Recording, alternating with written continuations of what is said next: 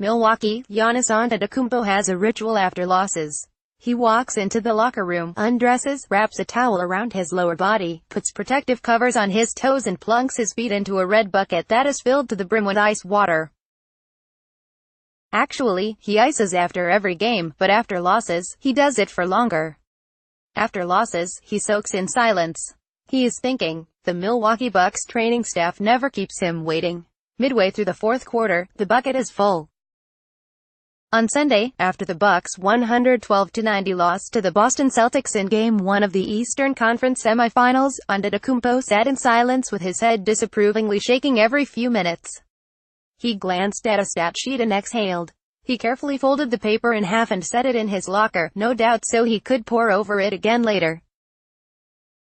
When he finally rose, he did so slowly, sliding his mammoth feet into his shower shoes. "What was I thinking?" Antetokounmpo said, responding to a question about his mindset following the loss. "It doesn't matter what I was thinking. Obviously, it was one of the toughest tests we've ever had all season long. It's impossible to get in between Antetokounmpo's ears, but it's reasonable to think he was replaying how Al Horford and Aaron Baines collapsed in on him all game. He might have been thinking of his one-point first quarter.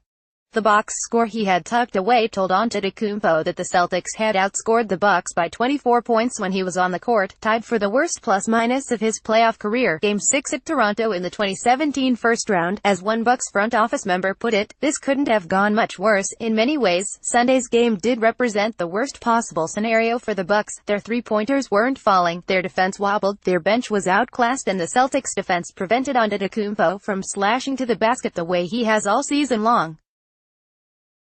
The highest volume three-point shooting team in the NBA, not named the Houston Rockets, went 13 for 39 from beyond the arc.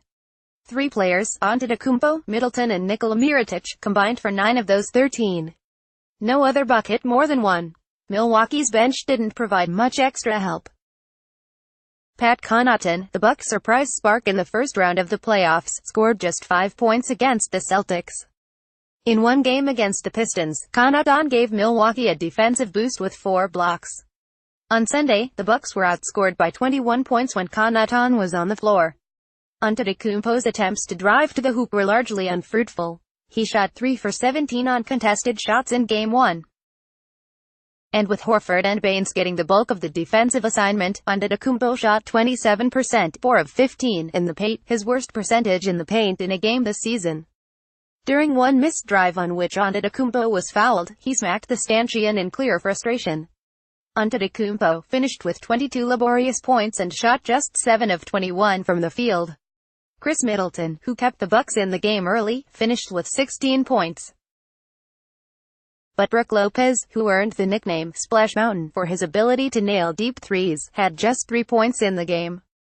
He was 1 of 4 from beyond the arc. Eric Bledsoe had just 6 points in 25 minutes. "I'll tell the guys to forget about it," Middleton told ESPN.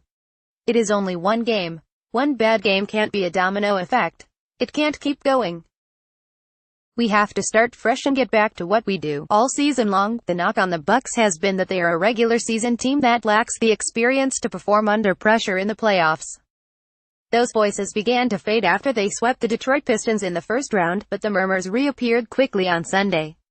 The Bucks are giving themselves the rest of the evening to wallow before returning to the gym, clear-eyed, on Monday. They plan to reboot, watch film and identify ways to adjust to the defensive coverages the Celtics are throwing at Antetokounmpo. "Giannis, as great as he's been all year, he hasn't been perfect every night," Coach Mike Budenholzer said. "He's hard on himself, so there will probably be some point where I put my arms around him and tell him, 'You're going to be great.' I think Giannis will play better, and we will work on some things between now and Tuesday." Home team Game 1 losses by 20 points. The Bucks are the 5th team in a best-of-7 series since 1984 to lose Game 1 by 20 points as the home team. The good news, the last team to do so won the series. The bad news, every other team lost. Team Series result round 2019 Bucks *CONF semis vs. Celtics 2017 Spurs Swankin semis vs. Rockets 2009 Trailblazers lost first round vs. Rockets 1996 Spurs lost Cone semis vs. Jazz 1985 Bucks lost Cone semis vs. 76ers *No. 1 seed in conference. Perhaps there is light at the end of the tunnel for Milwaukee. After all, the last home team to lose a game won by 20-plus points, the San Antonio Spurs, went on to win the series. During the regular season, the Bucks lost only one set of back-to-back games, to Utah and Phoenix on the road in early March. The only people that are going to believe in us and fight for us are the people in this locker room, Connaughton told ESPN. That is what we have to lean on after getting punched in the mouth in Game 1.